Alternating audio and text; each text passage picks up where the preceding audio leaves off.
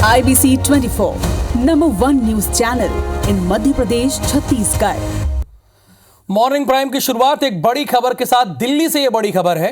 M2K mall में आग लग गई है। दमकल की 12 गाड़ियां मौके पर पहुंची हैं, आग पर काबू पाने की कोशिश कर रही हैं। M2K एक मॉल है दिल्ली में, वहीं पर यह आग लगी है। दमकल की फिलहाल 12 गाड़ियां उस वक्त पहुंची थी और आग पर काबू पाने की कोशिश लगातार जारी है।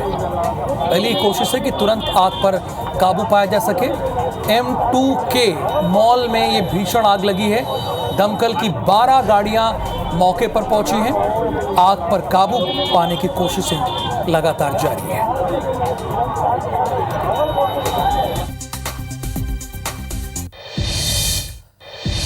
मॉर्निंग प्राइम में अब वक्त हो गया है आपको टॉप न्यूज से अपडेट करने का। तो चलिए सबसे पहले टॉप न्यूज देख लेते हैं। पश्चिम बंगाल सरकार के खिलाफ हाईकोर्ट का बड़ा फैसला। 2010 के बाद जारी सारे ओबीसी सर्टिफिकेट रद्द। प्रमाण पत्र को बताया गैर कानूनी। सीएम ममता बनर्जी ने कहा, हमें मंजूर नहीं। पुणे पोर्शे कांड के नाबालिग आरोपी की जमानत रद्द। कोर्ट ने 5 जून तक बाल सुधार गृह में भेजा। हादसे में हुई थी 2 लोगों की मौत। आज पंजाब और हरियाणा में पीएम मोदी भरेंगे हुंकार। भिवानी, महेंद्रगढ़ और पटियाला में करेंगे सभा। 3 राज्यों का दौरा करेंगे सीएम डॉक्टर मोहन यादव। बिहार, उत्तर प्रदेश और झारखंड में करेंगे प्रचार। जनसभा, रोड शो और बुद्धिजीवी सम्मेलन में करेंगे शिरकत। छत्तीसगढ़ में दिखा रफ्तार का कहर। सूरजपुर में सड़क हादसे में 1 की मौत, 2 घायल। इधर कोरबा में पिकअप पलटने से 1 की मौत, 6 घायल।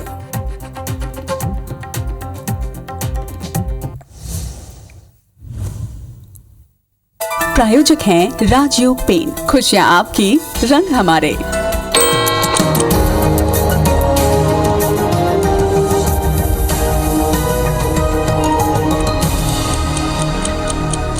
हेडलाइंस के बाद अब नजर डालते हैं सुबह 7 बजे की 7 बड़ी खबर पर। तो पहली खबर यह है कि निर्वाचन आयोग ने नड्डा और खरगे को नोटिस जारी किया है। दूसरी बड़ी खबर, मालीवाल केस पर केजरीवाल ने तोड़ी है चुप्पी, कहा मेरे सामने नहीं हुई ये घटना।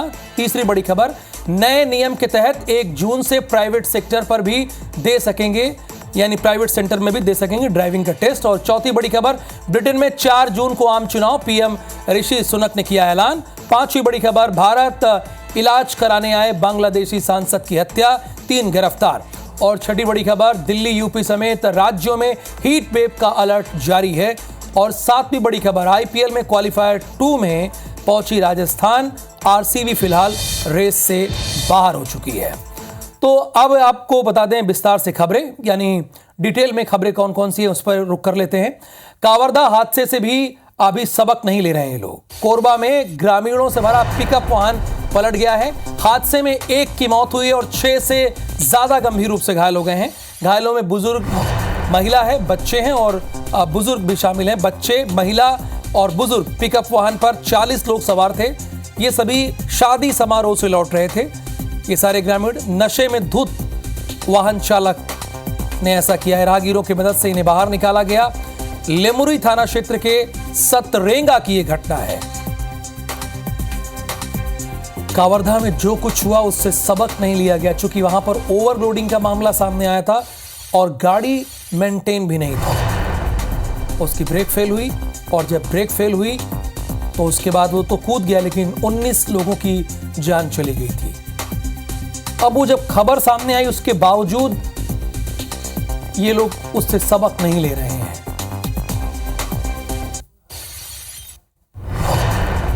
हम सतरिंगा से डिस्का जा रहे हैं चौथिया बरात और दूसरे दिन लहरा के गाड़ी पलट गई।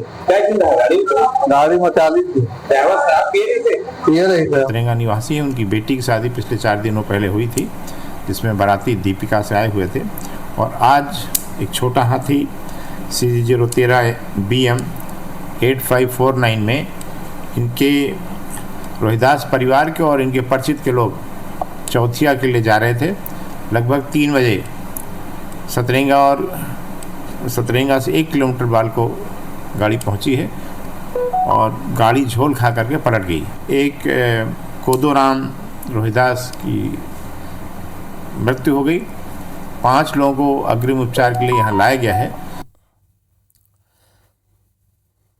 यानी एक की मौत हुई और 5 लोगों को इलाज के लिए लाया गया था। सूरजपुर से खबर है, सड़क हादसे में एक की मौत हुई है, 2 लोग गंभीर रूप से घायल हैं। गाय से टकराई है तेज रफ्तार बाइक। तारा चौकी के शिवनगर गांव की यह घटना है। तारा चौकी के शिवनगर गांव की यह घटना बताई जा रही। सड़क हादसे में 1 लोगों की मौत हुई है और 2 गंभीर रूप से घायल हुए हैं। गाय से तेज रफ्तार बाइक टकराई है। तारा चौकी के शिवनगर गांव की यह घटना है।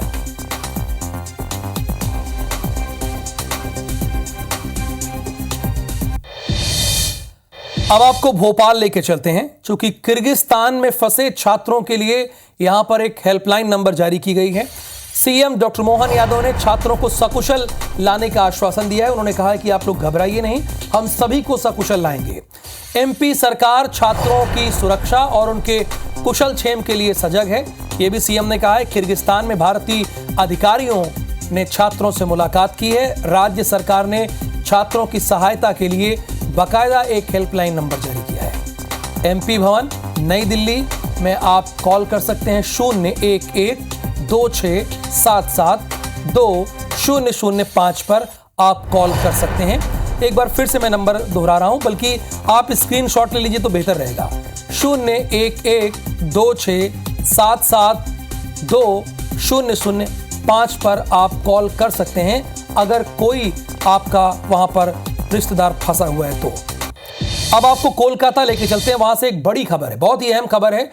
2010 के प्रमाण पत्र, ओबीसी प्रमाण पत्र जो थे 2010 के बाद के, उन्हें रद्द कर दिया गया है।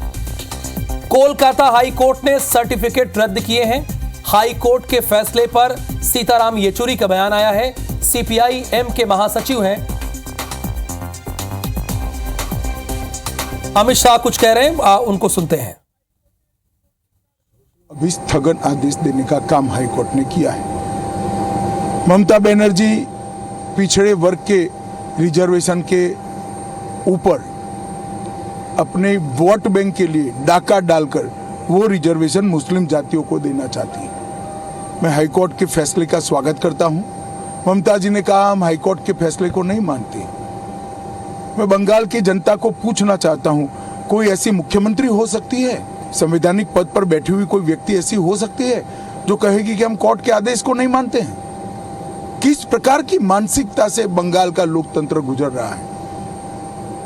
मैं इसकी घोर निंदा करता हूं और हाईकोर्ट के फैसले का स्वागत करता हूं और हमें सुनिश्चित करेंगे कि हाईकोर्ट के फैसले का अमल हो और जिनका अधिकार है, जो पिछड़े लोग हैं, पिछड़ा वर्ग के लोग हैं, उनको अपना अधिकार मिले, न कि एपिसमेंट की पॉलिसी और वोट बैंक की पॉलिसी के कारण जो पिछड़े नहीं हैं उनको रिजर्वेशन का फायदा मिले। ये पूरा इंडिया अलायंस, कांग्रेस तेलंगाना और कर्नाटक में ओबीसी के रिजर्वेशन पर डाका डाला, अब ममता बनर्जी ने ओबीसी के रिजर्वेशन पर डाका डाला। पिछड़ा वर्ग एससी एसटी का रिजर्वेशन छीनकर ये लोग अल्पसंख्यकों को और विशेषकर मुसलमानों को देना चाहते हैं। भारतीय जनता पार्टी इसका सख्त विरोध करती है, क्योंकि धर्म के आधार पर संविधान कोई परमिशन नहीं देता किसी भी धर्म के आधार पर आरक्षण की, रिजर्वेशन की। तो इसी मामले में जो हाई कोर्ट ने 2010 के बाद ओबीसी के प्रमाण पत्र को रद्द किया है, अमित शाह अपना बयान दे रहे थे। पुणे पोर्शे कांड में नाबालिग आरोपी की जमानत रद्द हो गई है। 5 जून तक उसे बाल सुधार गृह के लिए भेज दिया गया है। 5 जून तक वो बाल सुधार गृह में ही रहेगा। पोर्शे कार में आरोपी ने 2 लोगों को कुचला था। हादसे में 2 लोगों की मौत हो गई। जबलपुर उमरिया के रहने वाले थे युवा। कोर्ट ने कुछ मामूली शर्तों पर जमानत दे दी थी और इसके बाद पूरे देश में उबाल था। अब देखिए, रद्द करना पड़ा। अभी भी ये बाल सुधार गृह में ही है। जबलपुर उमरिया के दोनों युवा रहने वाले थे। कोर्ट ने पहले मामूली शर्तों पर, यानी 300 शब्दों में निबंध लिखेगा, इस आधार पर इसे छोड़ा था, जमानत दी थी। 2 लोगों की जान चली गई और जुवेनाइल बोर्ड कह रहा है कि 300 शब्दों में निबंध लिखो। इसे तो कड़ी से कड़ी सजा मिलनी चाहिए। दिल्ली से अगली खबर है। आम आदमी पार्टी की सांसद स्वाति मालीवाल से बदसलूकी के मामले में आरोपी विभव कुमार के रिमांड का आज आखिरी दिन है। आज विभव को 30 हजारी कोर्ट में पेश किया जाएगा। कोर्ट ने 18 मई को 5 दिन की रिमांड पर इसे भेजा था। आज पुलिस केजरीवाल के माता पिता से भी पूछताछ करेगी, यानी पुलिस अरविंद केजरीवाल के माता पिता से भी पूछताछ करेगी। चूंकि सीएम हाउस में अरविंद केजरीवाल के माता पिता भी रहते हैं, तो आज उनसे भी पूछ करेगी।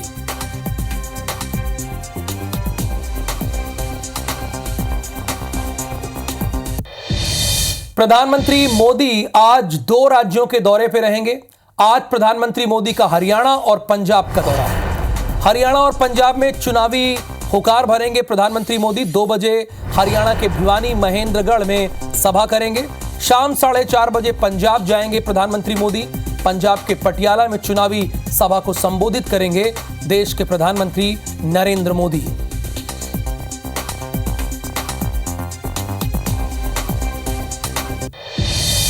और राहुल गांधी भी अपनी पूरी तैयारी में हैं। आज वो दिल्ली में चुनावी हुकार भरेंगे। कांग्रेस नेता राहुल गांधी आज दिल्ली में प्रचार करेंगे। राहुल गांधी आज नॉर्थ ईस्ट दिल्ली में चुनाव प्रचार करेंगे। जनसभा को संबोधित करके कांग्रेस के पक्ष में वोट मांगेंगे। चूंकि कांग्रेस भी यहां से चुनाव लड़ रही है। कांग्रेस, आम आदमी पार्टी और भारतीय जनता पार्टी, 3 राजनीतिक दलों में यहां पर प्रमुख लड़ाई है। और कांग्रेस और आम आदमी पार्टी तो मिलकर चुनाव लड़ रही है।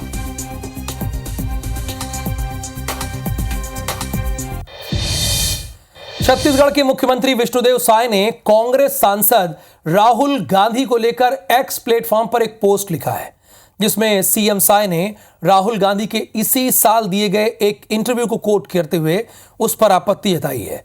साय ने देश और खासकर छत्तीसगढ़ की मीडिया संस्थानों से भी इस इंटरव्यू पर संज्ञान लेने और सवाल उठाने को कहा है। असल में राहुल गांधी ने अपने इंटरव्यू में देश के मीडिया को ब्लैकमेलर बताते हुए इसे पॉलिटिकल पार्टीज पर प्रेशर बनाने का जरिया बताया और अपनी बात के पक्ष में छत्तीसगढ़ सरकार और यहां के मीडिया का उदाहरण दिया। 15 मार्च 2024 को राहुल गांधी ने अपने ऑफिशियल यूट्यूब चैनल पर एक 10 मिनट का वीडियो शेयर किया। यह इंटरव्यू इसी साल 2024 में फरवरी में रिकॉर्ड किया गया। इस वीडियो में राहुल गांधी ये कहते नजर आए हैं कि देश का मीडिया पॉलिटिकल पार्टीज को ब्लैकमेल करने वाला सिस्टम बन चुका है। बड़ी बात यह है कि इसके लिए राहुल गांधी ने छत्तीसगढ़ का उदाहरण देते हुए कहा कि यहां की सरकार 1000 करोड़ रुपए मीडिया को विज्ञापन के तौर पर बांटती है, जिसका इस्तेमाल मीडिया पॉलिटिकल पार्टीज पर ही प्रेशर बनाने के लिए करती है।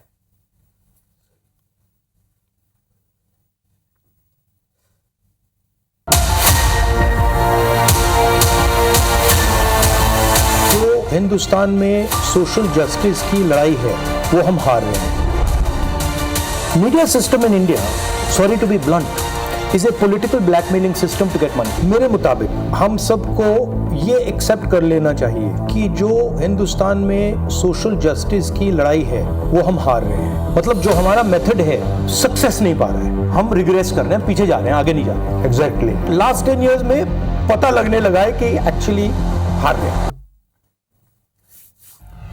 ये उस वीडियो का अंश था जिसकी बात सीएम विष्णुदेव साय कर रहे थे। आज 3 राज्यों के दौरे पर रहेंगे मध्य प्रदेश के chief minister doctor Mohan Yadav. Doctor Mohan Yadav Uttar Pradesh जाएंगे, बिहार जाएंगे और झारखंड में भी चूंकि 2 चरणों में चुनाव बचा हुआ है तो वहां जाएंगे। उत्तर प्रदेश के आजमगढ़ और झारखंड के देवघर में प्रचार करेंगे। आजमगढ़ में लड़ाई बड़ी तगड़ी है, दिनेश लाल यादव और धर्मेंद्र यादव के बीच में। और आजमगढ़ यादव लैंड भी कहा जाता है। यहाँ यादवों की आबादी अच्छी खासी है और कहा यह जाता है कि जिधर ये मूव करते हैं उसकी जीत तय हो जाती है। बहरहाल हम तो बात कर रहे थे सीएम मोहन यादव के आज के कार्यक्रम की, तो उसी पर रहें। उत्तर प्रदेश के आजमगढ़ तो जा रहे हैं, लेकिन झारखंड भी जा रहे हैं और बिहार भी जा रहे हैं। तो बात झारखंड की भी होनी चाहिए, बिहार की भी होनी चाहिए, ये नहीं कि आजमगढ़ पे ही अटक जाइए। शाम 7 बजे झारखंड के देवघर में जाएंगे, बुद्धिजीवी सम्मेलन में शामिल होंगे। छत्तीसगढ़ सरकार ने नक्सलियों से बातचीत का एक नया तरीका अपनाया है। नक्सली समर्पण नीति में बदलाव किया गया है। गृह मंत्री विजय शर्मा ने सुझाव फॉर्म जारी किए हैं। नक्सली समर्पण नीति पर नक्सलियों से सुझाव मांगे गए हैं। अब नक्सलियों से सुझाव मांगे जा रहे हैं। छत्तीसगढ़ सरकार ने ईमेल आईडी और गूगल फॉर्म का लिंक जारी किया है। फॉर्म में पूछा गया है कि सरकार की समर्पण नीति में नक्सली क्या चाहते हैं।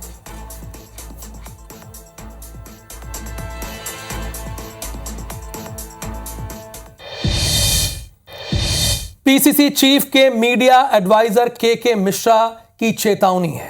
बीजेपी में गए नेताओं को वापस कांग्रेस में लाने का वो विरोध करेंगे।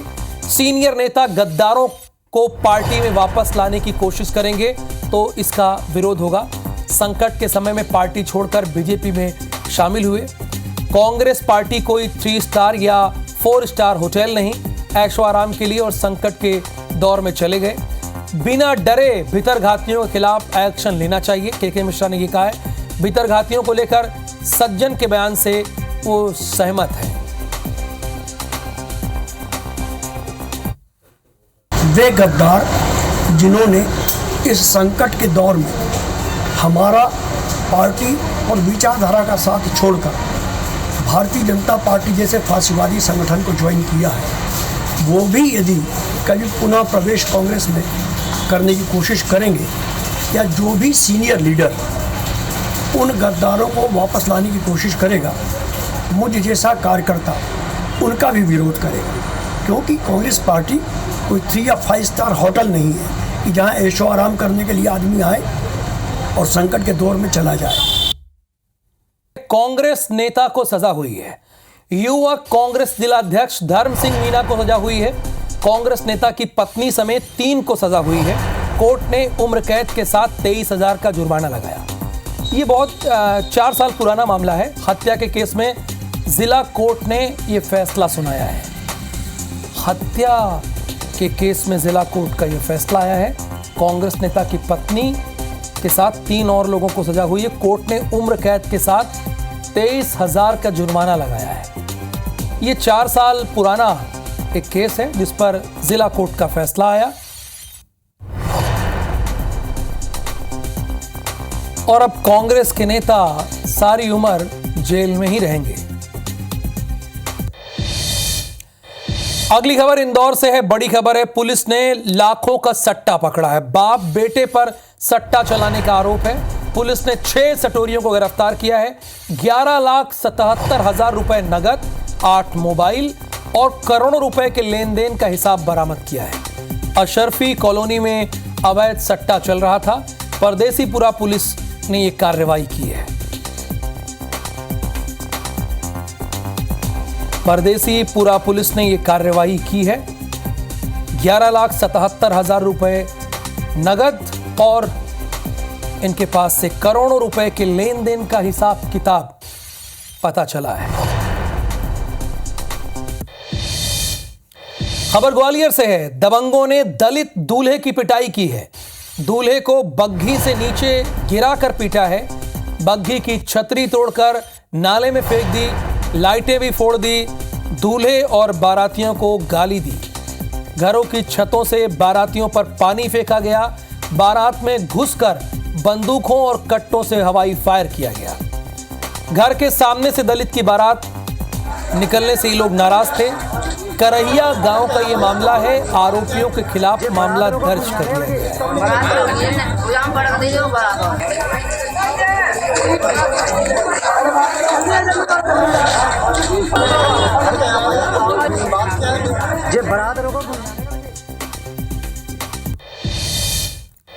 अजीब गुंडागर्दी है भाई। यहां पर आपने देखा, यानी दूल्हे को मारा पीटा गया है क्योंकि वो दलित है। मध्य प्रदेश के नर्सिंग कॉलेज में गड़बड़ी से जुड़ी याचिका में मुख्य बिंदु पर 1.25 साल के बाद कोई निर्णय नहीं आया। हाई कोर्ट की ग्वालियर खंडपीठ में दायर की गई इस याचिका में पहले लगभग साल भर ग्वालियर में ही सुनवाई हुई। फिर चीफ जस्टिस के आदेश पर इसे जबलपुर मुख्य पीठ में स्थानांतरित किया गया। नर्सिंग कॉलेजों में की गई गड़बड़ियों को लेकर अधिवक्ता दिलीप शर्मा ने इस याचिका को दायर किया था, जिसमें याचिकाकर्ता की ओर से पैरवी अधिवक्ता जितेंद्र कुमार शर्मा ने की थी। मामले को कुछ इस तरह समझें कि गड़बड़ियों के चलते नर्सिंग कॉलेजों को पिछले सत्र की संबद्धता प्रदान की जा रही थी। वहीं कॉलेजों को संबद्धता मिलने के बाद कॉलेज संचालक कुछ समय बाद ही तुरंत परीक्षा करवा देते थे। नर्सिंग कॉलेजों में हो रही इस गड़बड़ी को लेकर हाई कोर्ट में याचिका दायर हुई। वहीं अब सीबीआई के अफसरों के द्वारा रिश्वत के मामला आने के बाद अब याचिकाकर्ता दोबारा से सभी कॉलेजों की सीबीआई जांच कराना चाहते हैं।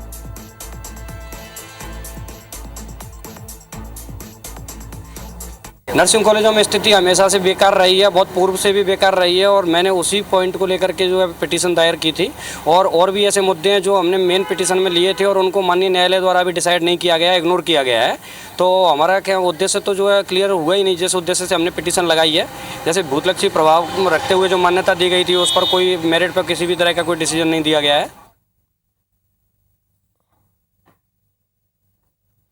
125 कॉलेजों का ये मामला है। 170 कॉलेजों को क्लीन चिट दी गई थी। कॉलेजों की स्थिति को समझिएगा आप, और कुल 364 कॉलेजों की जांच प्रस्तावित थी। और इस खबर के साथ ही इस बुलेटिन में फिलहाल के लिए इतना ही। आगे देखिए हमर बानी हमर गोठ।